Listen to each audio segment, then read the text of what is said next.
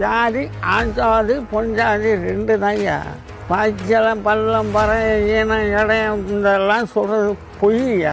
இவன் நடந்து போனதுக்கு பிறகு அந்த தெருவு தீட்டாயிட்டுதான். அந்த தெருவு தீட்டானது பிறகு அது வழியா வர்ற சாமி தீட்டாயிட்டுதான். சாமியை காட்டிதாங்க சாதியை பிரித்தது. டீ கடையில டீ குடிக்க முடியாதியா ஒரு நேரம்?